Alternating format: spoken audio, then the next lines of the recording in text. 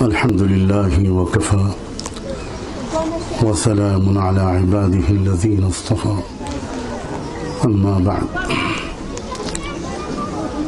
أعوذ بالله من الشيطان الرجيم بسم الله الرحمن الرحيم وما ربك بظلام للعبيد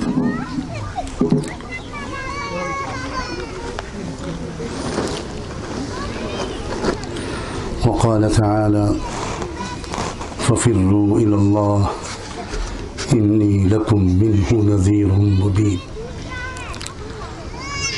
وقال صلى الله عليه وآله وسلم ذاق طعم الإيمان من رضي بالله ربا وبالإسلام دينا وبمحمد صلى الله عليه وآله وسلم نبيا ورسولا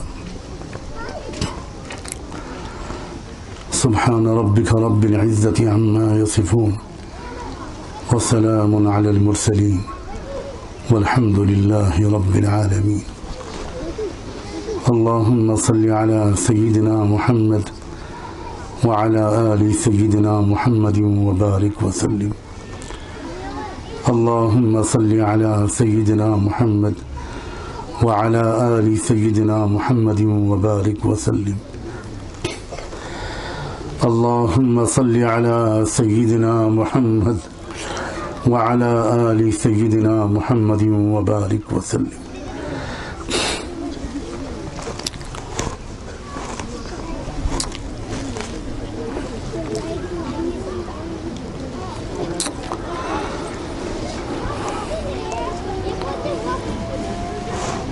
زندگی میں جب کوئی تکلیف پہنچتی ہے، کوئی حادثہ پیش آتا ہے،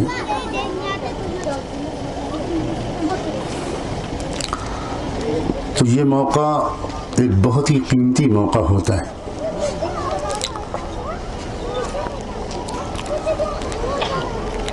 جو سمجھدار انسان ہوتے ہیں، سمجھدار مرد اور عورتیں ہوتی ہیں، وہ اس تکلیف کے آنے کے بعد، اس مصیبت کے آنے کے بعد یہ سوچنے لگتے ہیں کہ یہ مصیبت ہمارے اوپر کیوں آئی، کیا کمیاں ہیں ہم میں، کیا خرابیاں ہیں ہم میں،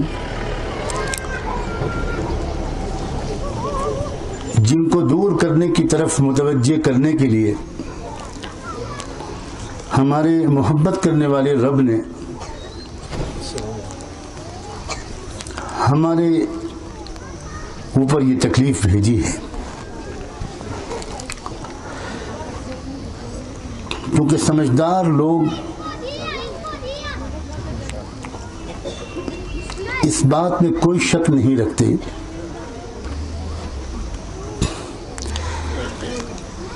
کہ مصیبت بھی کسی کے بھیجنے سے آئی ہے اور تکلیف بھی کسی کے بھیجنے سے آتی ہے۔ سمجھدار مرد اور سمجھدار عورتیں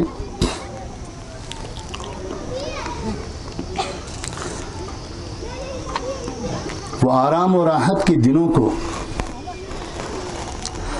اور خوشیوں اور اطمینان کے لمحوں کو بھی کسی کی طرف سے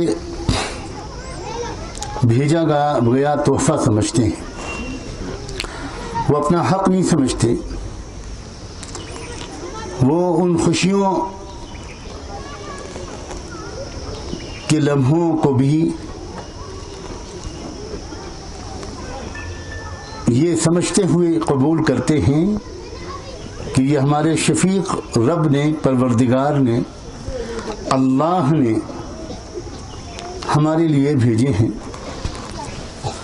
اور یہ خوشیوں کے لمحے جو اس نے بھیجے ہیں یہ اس بات کی علامت نہیں ہے کہ وہ ہم سے راضی ہے، اس لیے ہم کو ہمارے لیے خوشیاں بھیج رہا ہے،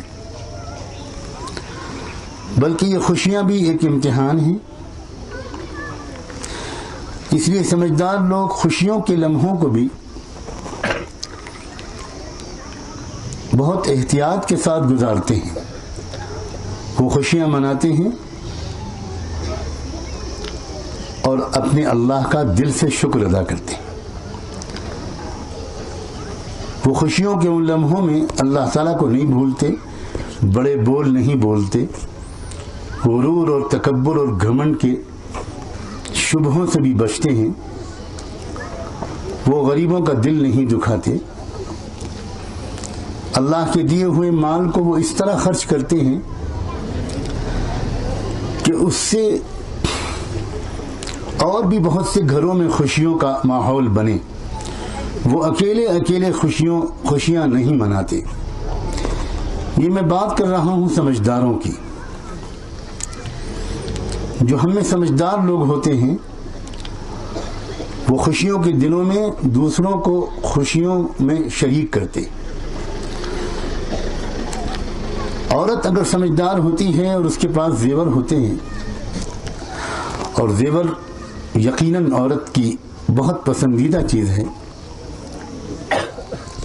اور اللہ نے عورت کو ایسا بنایا ہے کہ اس کے بدن پر اچھے کپڑے اور اس کے بدن پر اچھے زیور ہر ایک کو بہت اچھے لگتے ہیں۔ یہ عورت اس دنیا کی زینت کا سامان ہے، لیکن وہ سمجھدار عورت جہاں وہ ان کپڑوں اور ان زیوروں کو اپنے شوہر کی آنکھوں کی ٹھنڈک کے لیے استعمال کرتی ہے اور اس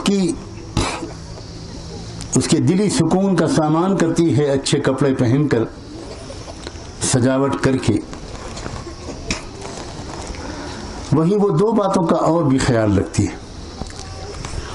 میں پھر دہراتا ہوں کہ میں یہ بات بتا رہا ہوں سمجھدار عورت کی۔ وہ اس بات کا بھی خیال رکھتی ہے کہ میری خوبصورتی، میرا حسن، میرے چہرے کی رونق، میرے بدن کے کپڑے، میرے بدن پر سجے ہوئے زیور، میرے بدن سے نکلنے والی مہک اور خوشبو، یہ میرے شوہر کی امانت ہے۔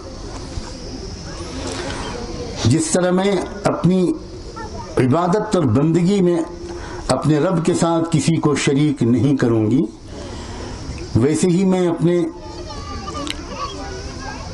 زیوروں، کپڑوں اور بدنوں کے حسن کی نمائش میں اپنے شوہر کے ساتھ کسی کو شریک نہیں کروں گی۔ سمجھدار عورت ایک تو یہ کام کرتی ہے، جب اچھے کپڑے پہنتی ہے، بدن کو سجاتی ہے، خوشبو کا استعمال کرتی ہے، زیور پہنتی ہے، میک اپ کرتی ہے، مہندی لگاتی ہے، تو وہ ایک تو اس بات کا خیال رکھتی ہے کہ یہ سب صرف میرے شوہر کا حق ہے۔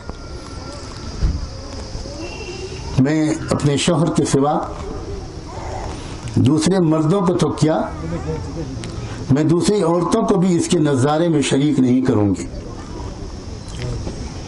بہت دھیان سے سننا میرے اس آخری جملے کو،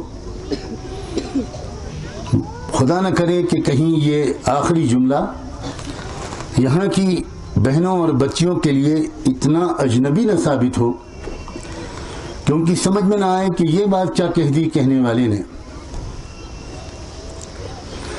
سمجھدار عورتیں وہ اپنے حسن، اپنے زیور، اپنے بدن، اپنے کپڑوں کا نظارہ مردوں کو تو کیا دوسری عورتوں کو بھی نہیں کراتی،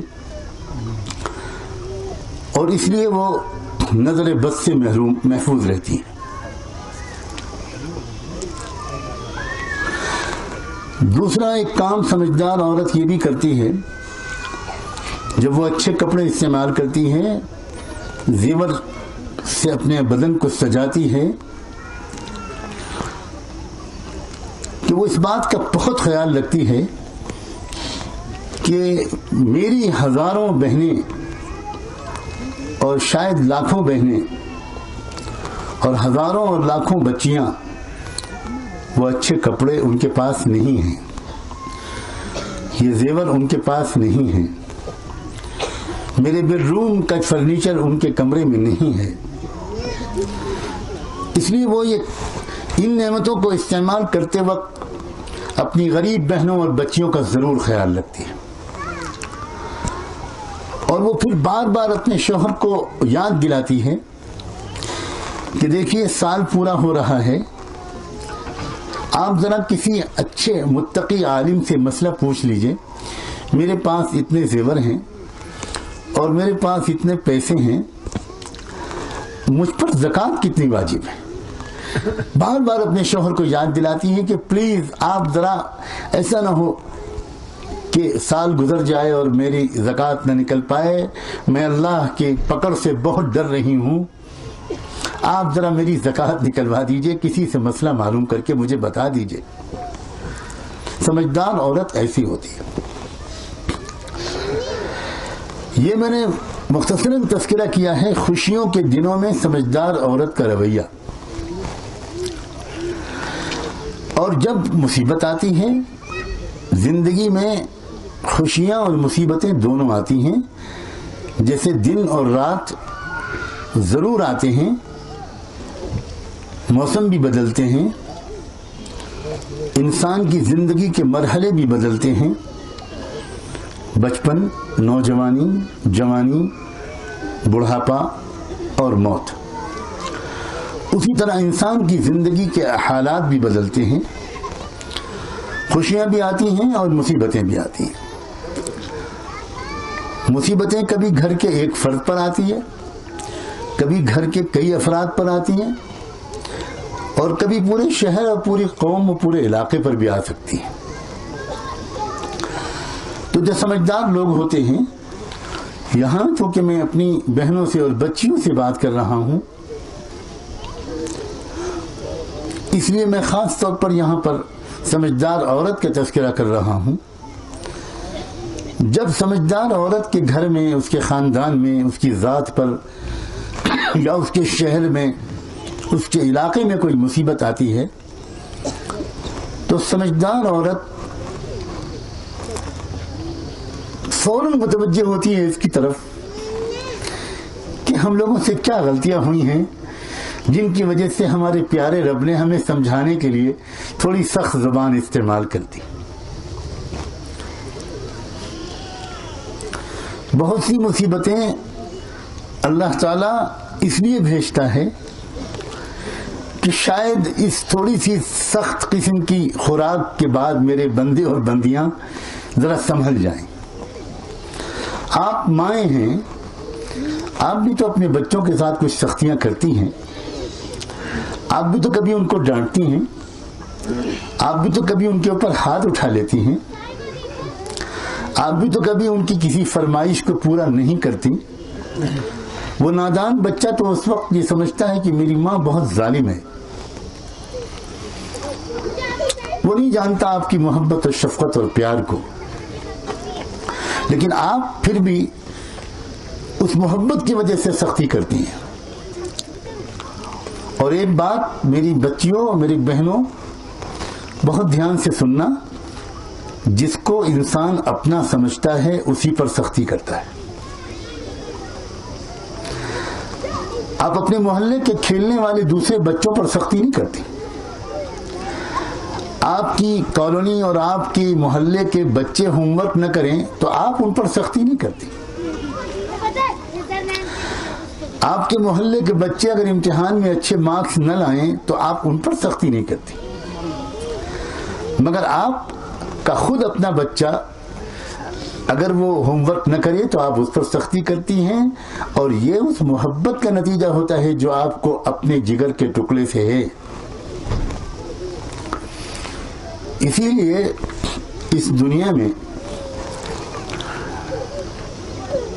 وہ شفیق پروردگار زیادہ تر جو سختیاں کرتا ہے، اور وہ کبھی کبھی کرتا ہے، وہ بھی اپنوں پر کرتا ہے، وہ ان بندوں اور بندیوں پر کرتا ہے جن کو وہ اپنا سمجھتا ہے۔ باقی دنیا میں جو کلمہ بھی نہیں پڑھتے، جو نہیں جانتے نہ ان کو، نہ رحمت دو عالم صلی اللہ علیہ وآلہ وسلم کو، نہ قرآن کو، نہ آخرت کو، نہ مکے کو، نہ مدینے کو، ان کو دنیا میں بہت عیش کرنے دیتا ہے وہ. لیکن بہرحال ان بندوں اور بندیوں کو جنہوں نے ابھی تک اس سے پوری طرح رشتہ توڑا نہیں ہے، اور جو اس کے اپنے کہلاتے ہیں، ان کے ساتھ چونکہ اس کو خصوصی محبت ہے، اس لیے کبھی کبھی وہ اس دنیاوی زندگی میں ان پر سختیاں کرتا ہے. اور وہ سختیاں بھی اس لیے کرتا ہے کہ شاید میرے بندے اور بندیاں اس سختی کے بعد ہی واپس آ جائیں. لولا اذ جاءہم بأسنا فضرعوا. کتنی جگہ قرآن مجید میں اللہ تعالیٰ نے اشارہ فرمایا ہے کہ ہم جو پکڑ کرتے ہیں وہ اس لیے بھی کرتے ہیں کہ شاید اسی کے نتیجے میں یہ لوگ اپنی اپنی غلطیوں کا جائزہ لے کر ان کو دور کرنے لگ جائیں. جو ناسمجھ لوگ ہوتے ہیں، مرد ہوں یا عورتیں، ان کا رویہ دونوں حالتوں میں بالکل الٹا ہوتا ہے. وہ جب خوشیوں کے دن میں ہوتے ہیں، خوشحالیوں کے دن میں ہوتے ہیں، تو بڑے بول بولتے ہیں، اتراتے ہیں، قہقہے لگاتے ہیں، جشن مناتے ہیں، فضول خرچیاں کرتے ہیں، شادیوں میں بہت پیسہ پھونکتے ہیں. وہ ناسمجھ عورتیں اپنے حسن کی نمائش کرتی ہیں. وہ دکھاتی پڑتی ہیں ہر ایک کو اپنے کپڑے، اپنے زیورات، اپنی خوبصورتی، اپنا حسن و جمال.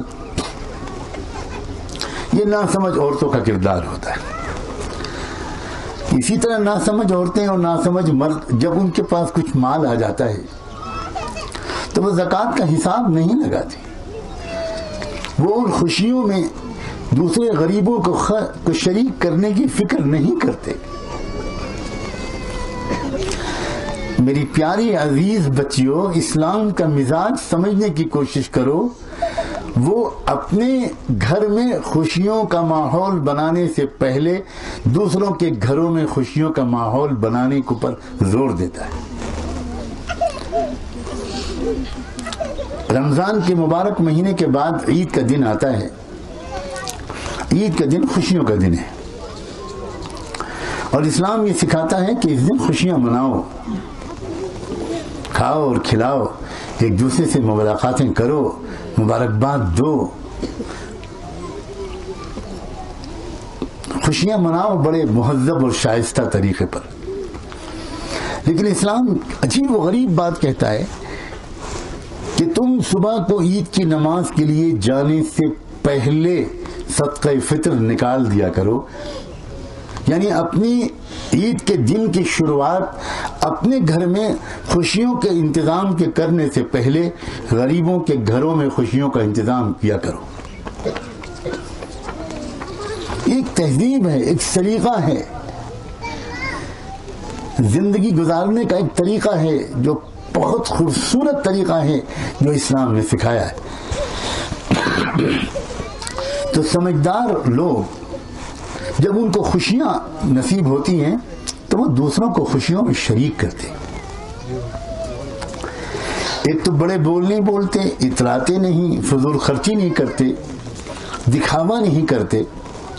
اگر کسی کے پاس پیسے ہیں تو وہ صرف اپنی بیٹی کے شادی میں، اپنے بیٹے کے ولیمے میں بہت زیادہ پیسہ خرچ کرنے کے بجائے وہ میاں بیوی سر جوڑ کر بیٹھتے ہیں، بیٹا بھی مشورے میں شریک ہوتا ہے، اور آپس میں وہ سمجھدار ماں باپ، وہ سمجھدار فیملی ممبرز مشورہ کرتے ہیں کہ دیکھو بیٹے، یہ اللہ کا کتنا کرم ہے کہ اس سال ہماری آمدنی اچھی ہوئی ہے، بزنس خوب چلا ہے، ہمارے پاس کئی لاکھ روپے ہیں، تو کیا کیا جائے؟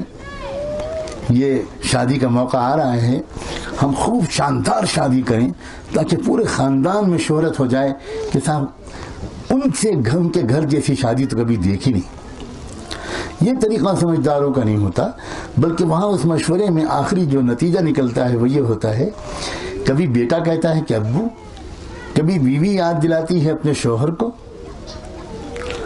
اور وہ یہ کہ بالکل درست ہے کہ ہمارے پاس پیسے بہت ہیں، مگر ایک کام کرتے ہیں، ہم اپنے بیٹے اور اپنی بیٹی، اپنے بیٹے کے ولیمے یا اپنی بیٹی کی شادی کے ساتھ یہ جو پیسے اللہ نے ہمیں دیے ہیں، اسی کے ساتھ 1 یا 2 یا 3 غریب بیٹیوں کی بھی شادیاں کر دیں، تاکہ اللہ ہماری مغفرت کر دے، تاکہ اللہ ہمیں برکت دے دے، اللہ نظر بد سے بچا لے۔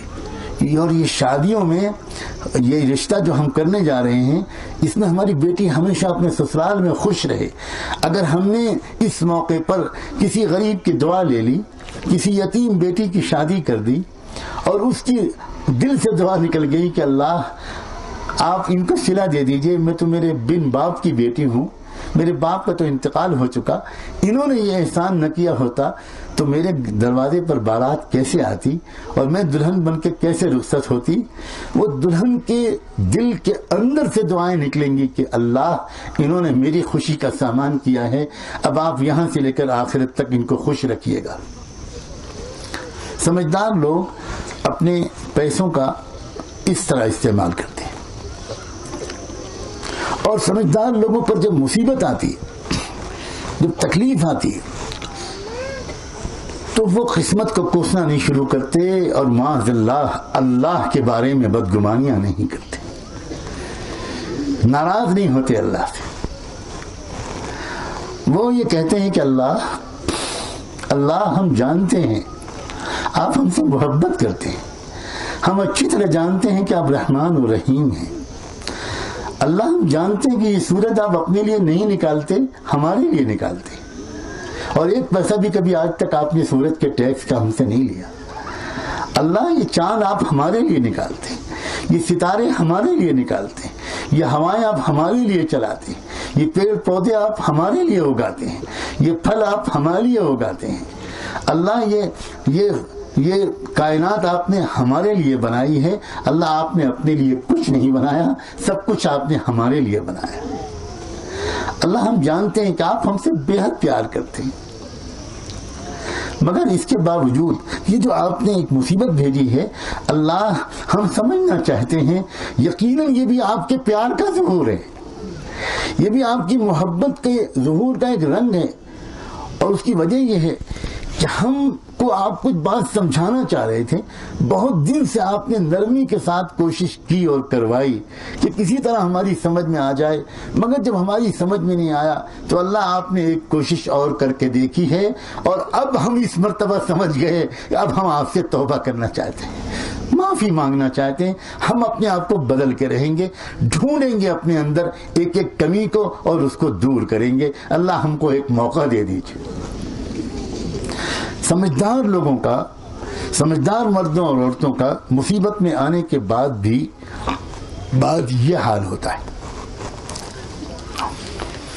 بڑی امید کے ساتھ ہی عاجز اس لیے حاضر ہوا ہے کہ یہاں کے ہمارے اکابر علماء، یہ میرے دائیں بائیں جو بیٹھے ہیں یہ حضرات، جس طرح دن رات محنت کر رہے ہیں، مجالس توبہ منعقد کر کر کے اور خدمت کر کر کے، ریلیف کا سامان پہنچا کر، کس طرح ان علماء نے اور دوسرے حضرات نے زبردست محنت کی ہے، اللہ نے سب کے اعمال نامے میں لکھ لیا، یہ نیکیاں سب کے اعمال نامے میں درج ہو گئی۔ آپ خوش نصیب ہیں کہ آپ ایسے نوجوانوں کی بہنیں اور مائیں ہیں۔ مجھے بار بار یہاں یہ بات بتائی گئی کہ یہاں کے نوجوانوں نے اس موقع پر خدمت کا جو کام کیا ہے، بس ریکارڈ توڑ دیا، مثال قائم کر دی، کس طرح اپنے آپ کو خطرے میں ڈال کر اللہ کے بندوں اور بندیوں کو ڈوبنے سے بچایا ہے۔ اصل محنت تو ان حضرات کی ہے، یہ آج اس صرف ایک انگلی میں لہو لگا کر شہیدوں میں شامل ہونے کے لیے آیا ہے۔ کاش کہ اس کے پاس اتنا وقت ہوتا کہ آپ میں سے ایک ایک کی گھر جاتا، اور یہاں جو مصیبت زدہ اپنے لوگ ہیں جن کے مکان گر گئے، جو گھر سے بے گھر ہو گئے، اور کتنی بڑی تعداد میں، کل مجھے یہ حضرات لے کر ادھر ادھر گئے، اللہ اکبر، کیسا سامان، کیسا عبرت کا منظر تھا جو کل دیکھا ہے، اور ابھی تو بہت کم دیکھا ہے۔ حق تو یہ تھا کہ مہینوں کے لیے یہ عاجز یہاں آ کر پڑ جاتا جس کے روئے روئے میں آپ کی محبت ہے.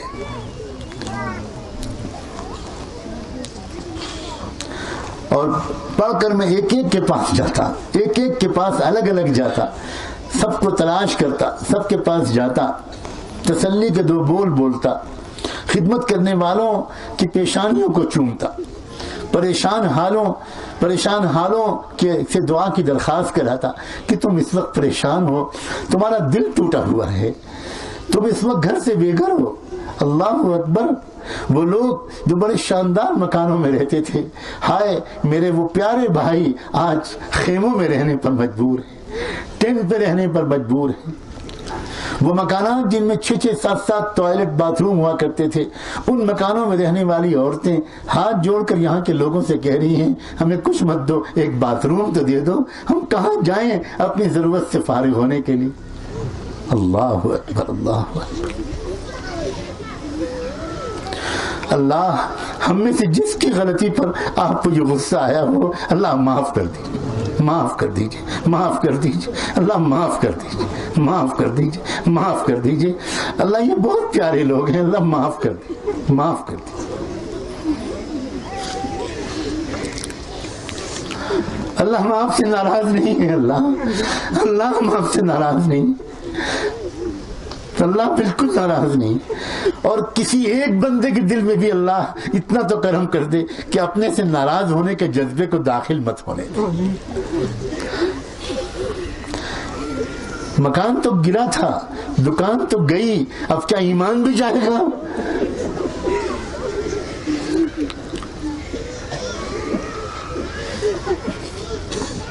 اللہ میرے ان تمام بھائیوں اور بہنوں اور ان عزیز نوجوانوں کے ایمان کو بھی بچا لیجیے.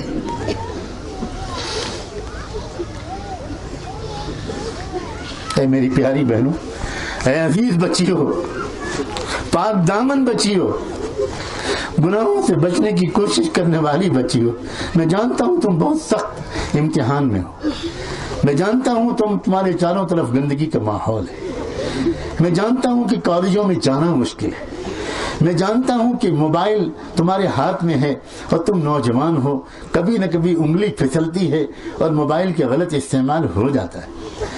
میں جانتا ہوں کہ تمہارے پاس انٹرنیٹ کا کنیکشن ہے اور انٹرنیٹ پر کیا کچھ موجود ہے تم مجھ سے زیادہ جانتی ہو, اور میں جانتا ہوں کہ اس عمر کی نزاکتیں ہوتی ہیں. میری عزیز بچیوں, میں تمہیں ملامت کرنے نہیں آیا, میں بالکل ملامت کرنے نہیں آیا. جو بچیاں بے پردہ پھرتی ہیں میں ان کو بھی ملامت کرنے نہیں آیا, وہ بھی ہماری جگر کے ٹکڑے ہیں, وہ بھی ہمارے جگر کے ٹکڑے. ان کی عزت ہماری عزت ہے, ان کی ذلت ہماری ذلت ہے. اگر ان کو سزا ملے گی تو پوری امت کا دل ٹوٹے گا, اور امت سے زیادہ امت کے آقا سرور کائنات کا دل دکھے گا.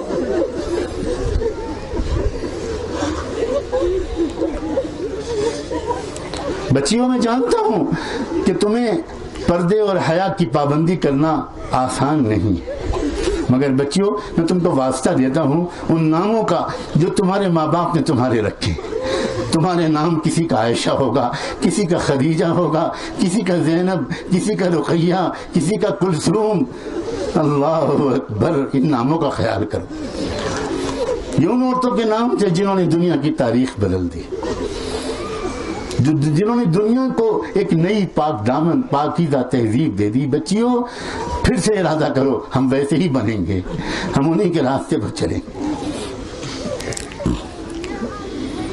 میں جانتا ہوں تمہارے ماں باپ پریشان ہیں, نہ پڑھائیں تو تمہارا رشتہ نہیں ہوگا, اور اسکول کالج بھیجتے ہیں تو پھر بہت بڑا رسک لیتے ہیں. کم عمری ہوتی ہے, نوجوانی کی عمر ہوتی ہے, نہیں سمجھ میں آتا ایک نوجوان لڑکے کے, بچیوں کی سمجھ میں نہیں آتا, اور ایک عمر ہوتی ہے. بچیوں, آج بچوں سے پتہ نہیں کھل کر بات کرنا چاہتا ہوں, مجھے نہیں معلوم یہاں کتنی بچیاں آئی ہیں.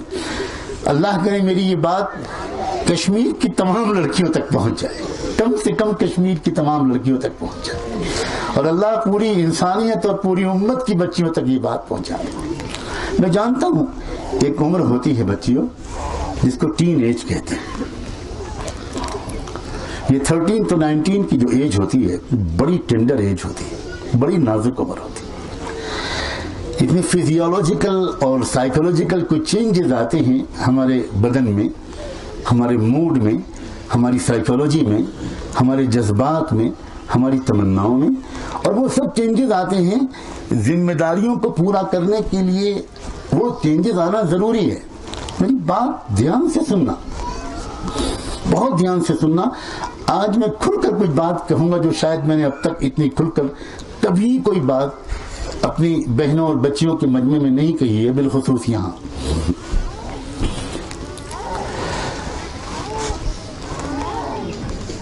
ہمارے اس دور کی سائنٹیفک تحقیقات نے بہت سی خدا کی نشانیوں کو کھولا ہے، اور وہ بات جو قرآن میں کہی گئی تھی اور جن حقائق کی بنیاد پر بہت سے احکام دیے گئے تھے،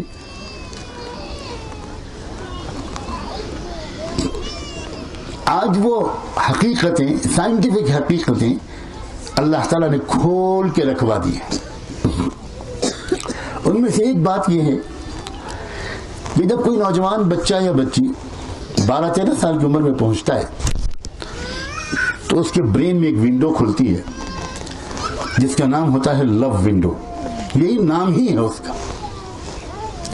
اس دور میں بچے اور بچی کے دل میں خواہش پیدا ہوتی ہے کوئی میرا ہوتا اور میں کسی کا ہوتا، میں کسی کی ہوتی، کوئی میرا ہوتا اور کوئی میری ہوتی، میں اس کے لیے جیتا، میں اس کے لیے مرتا، میں اس کے لیے جیتی، میں اس کے لیے مرتی، میں اس کو یاد کرتی، میں اس کو مس کرتی، میں اس کو ٹچ کرتی، میں اس کو کسی طرح ڈھونڈتی، خوابوں میں اس سے ملتی، دن اور رات میں ملتی، تنہائی میں ملتی یا ملتا، اور کچھ شاعری کرتے، ہم کچھ دوستی کرتے، کچھ انجوائے کرتے. یہ ایک فطری خواہش ہے جو ہر بچے اور بچی کے دل و دماغ میں ڈیفینیٹلی عمر کے ایک مرحلے میں ضرور پیدا ہوتی ہے.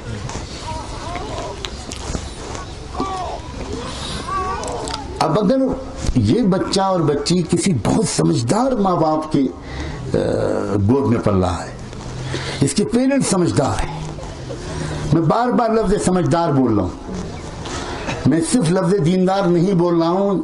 اس کو مارک کرنا، اس پر غور کرنا کہ میں یہ لفظ کیوں بول رہا ہوں.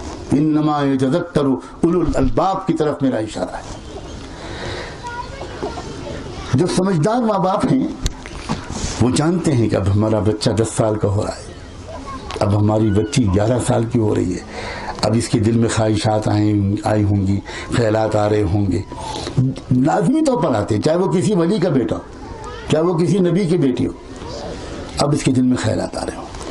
تو جو سمجھدار ماں باپ ہوتے ہیں وہ یہ جانتے ہیں کہ لو ونڈو کا مطلب یہ ہوتا ہے کہ ایک ہارمونز پیدا ہوتے ہیں، ایک نیورونز پیدا ہوتے ہیں دماغ میں، اور وہ اندر ایک میسج بھیجتے ہیں. میں خود چونکہ تھوڑا سا ان چیزوں کا ذوق رکھتا ہوں تو میں نے سائنس کی لیب میں جا کر ان ہارمونز کو اور نیورونز کو دیکھنے کی کوشش کی اور ان کی جو فنکشننگ ہے اس کو سمجھنے کی کوشش کی ہے کہ وہ کس طرح کے میسج بھیجتی ہے اور دماغ کے کس حصے کو ان کا میسج جاتا ہے اور اس سے کیسی ڈیزائرز پیدا ہوتی ہیں ایک بچے اور بچی کے اندر. تو جو سمجھدار لوگ ہیں وہ کیا کرتے ہیں، جب 11-12 سال کی عمر میں بچہ ہونے لگتا ہے تو اس وقت وہ پیرنٹس اس کی کوشش کرتے ہیں کہ یہ خاص وقت ہے، اس وقت اپنے اس بچے کے دل میں محبت کے پیدا ہونے والے اس جذبے کو اللہ کی محبت کی طرف موڑ دو، اللہ کے رسول کی محبت کی طرف موڑ دو،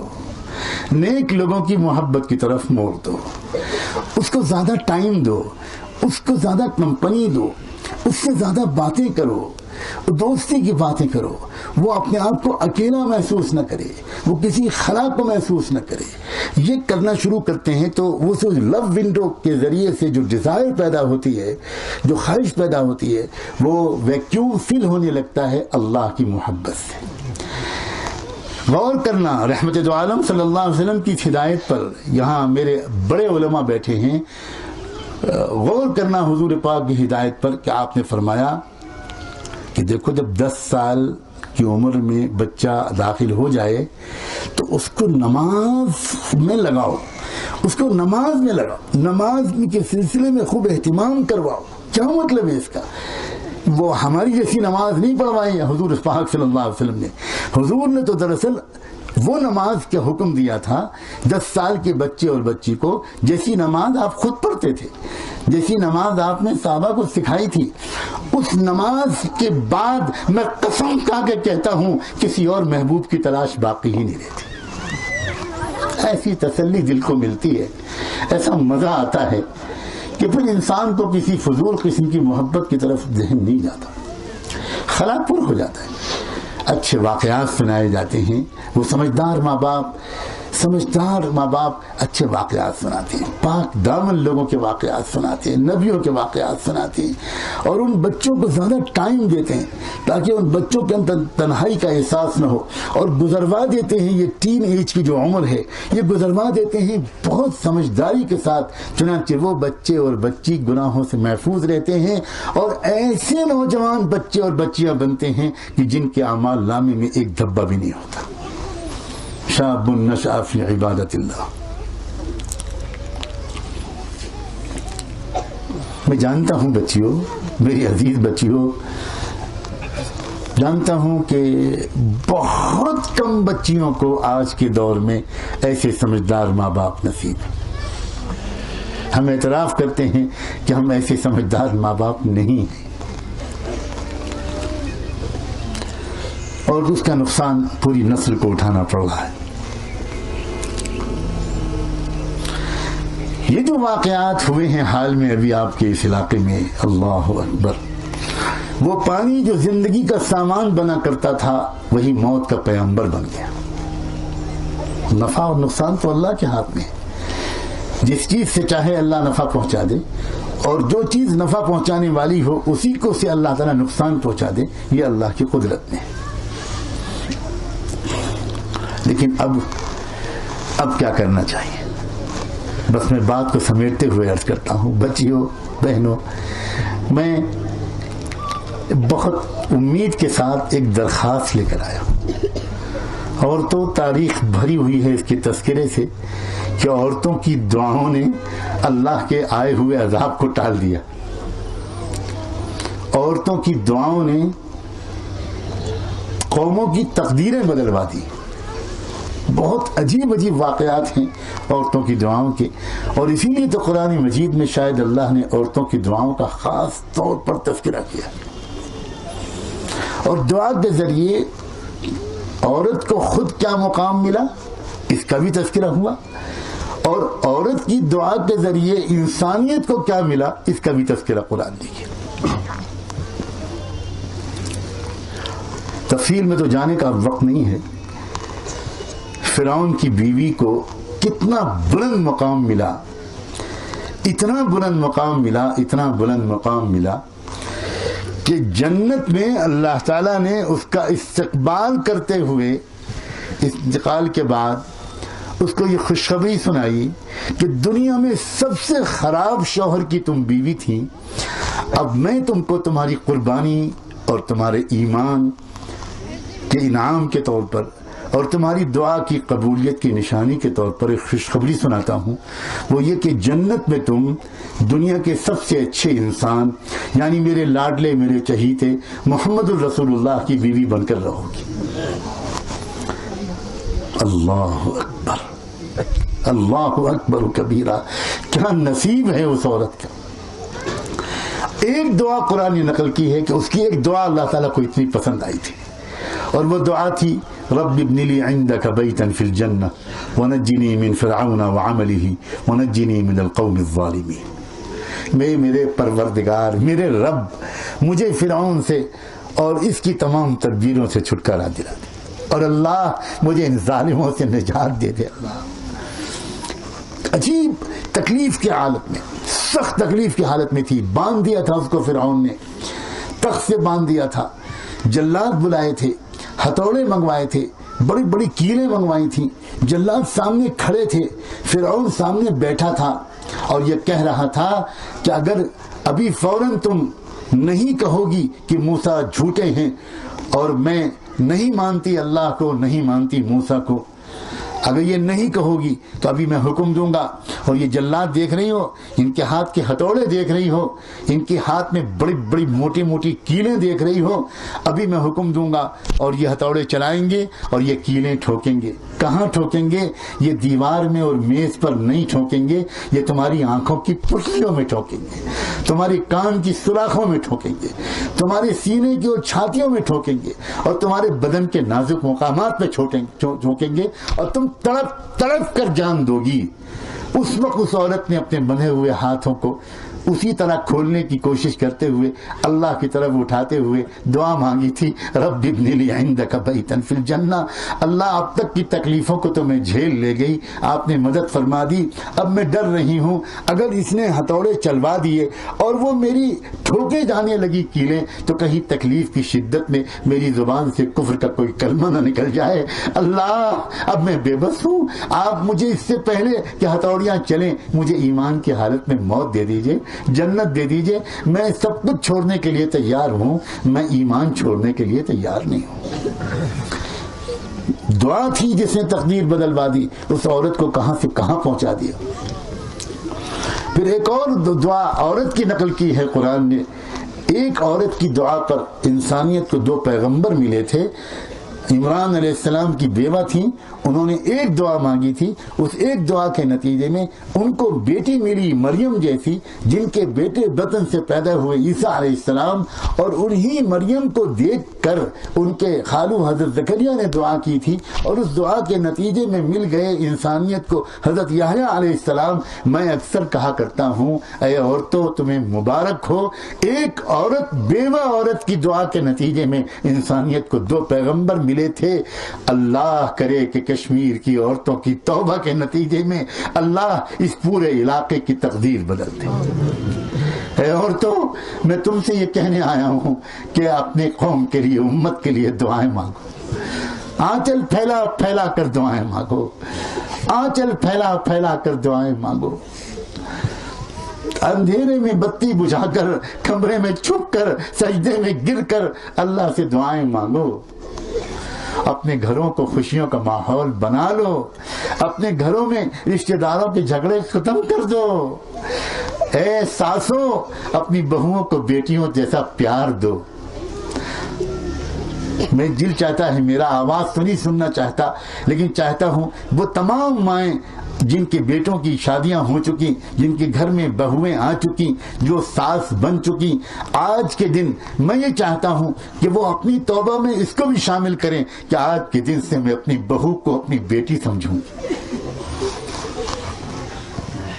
اے ساسوں تم کیوں بھول جاتی ہو کہ تم بھی کبھی بہو تھی؟ کیوں بھول جاتی ہو کہ ایک بیٹی نازوں پالی ماں باپ کے گھر کو چھوڑ کر اب وہ تمہارے گھر میں آئی ہے؟ اس کو محبت دو، اس کو پیار دو، اس کی عزت کرو۔ اور اے بہوؤں اللہ تمہاری سہاگ کو سلامت رکھے، اللہ تمہاری خوشیاں سلامت رکھے، تمہارے ہاتھ میں چوڑیاں اور کنگن ہمیشہ ٹھن ٹھناتے رہیں۔ اے بہوؤں اپنی ساس کو اپنی ماں کا درجہ دو۔ اگر وہ کچھ ڈانٹیں، ابھی کچھ کہیں تو برداشت کر، امی مجھے معاف کر دیجئے، امی مجھ سے غلطی ہو گئی، 2 جملے کہہ دو گی تو تم جانتی ہو تمہاری عزت گھٹ نہیں جائے گی، اللہ کا پیار تمہارے ساتھ بڑھ جائے گا، بڑھ جائے گا۔ اے بہوؤں معافی مانگو اپنی ساسوں سے، اور اے ساسوں اپنی بہوؤں کو اپنے کلیجے سے لگا لو، میری بیٹی میں نے واقعی غلطی کی، اب تک تمہارے ساتھ زیادتی کی، مجھے معاف کر دو، میرے بالوں میں سفید بالوں کا واسطہ دیتی ہوں، بڑھاپے کا واسطہ دیتی ہوں، مجھے معاف کر دو۔ بہت سی گناہوں کو ہم گناہ نہیں سمجھتے، بہت سے گناہوں کا تذکرہ ہو رہا ہے اور بالکل صحیح ہو رہا ہے، ہونا چاہیے۔ ہمارے علماء کو اللہ جزائے خیر دے کہ وہ بڑی محبت کے ساتھ بتا رہے ہیں کہ کیا کیا گناہ ہم سے ہو رہے ہیں، شاید یہ ان کا نتیجہ ہے جو اللہ کا غضب آیا ہے ہمارے اوپر۔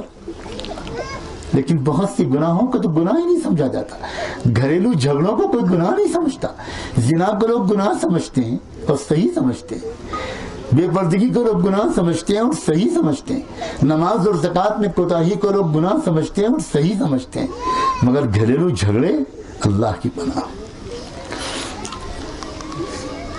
گھریلو اپنے گھر کے ماحول کو خوشیوں کا مرکز اور گہوارہ بنا دو.